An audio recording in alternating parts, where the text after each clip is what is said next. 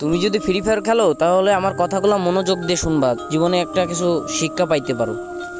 একদিন ফ্রি ফায়ারে আমি একটা মেয়ের সাথে অ্যাড হই এবং মেয়েটাও আমার সাথে অ্যাড হয় এবং তার সাথে অনেক দিন মানে 2-3 মাস প্রায় গেম প্লে করছি এবং সেও আমার সাথে গেম প্লে করছে। হঠাৎ একদিন আমারে বলতেছে যে তোমার নাম্বারটা দাও, এবং আমার নাম্বারটা আমি তারে দিয়ে দিছি।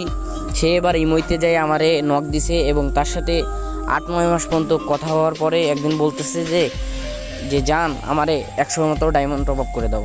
অবশ্যই দিছি, 100 ডায়মন্ড টপ আপ করে দেওয়ার পরেও কোনো কিছুই নাই। এবং তার কিছুদিন পরে যাওয়ার পরে আবার বলতেছে জান আমারে না একটা অমুক একটা জিনিস আমার পছন্দ হয়েছে, ওইটা আমারে কিনে দাও। এবার দিছি, তারপরেও একদিন বলতেছে যে জান আমার টাকা লাগবে, কিছু টাকা দাও। এবার তারে আমি 1000 টাকা দিছি। দেওয়ার পরে এবং ইমোতে অনেক দিন কথা বলার পরেও আমরা গেমেও প্রত্যেক দিন নিয়মিত গেম খেলতাম, গ্রুপে অনেক আড্ডা দিতাম। এবং একদিন বলতেছে যে জান আমার আর রিলেশনটা রাখা হবে না।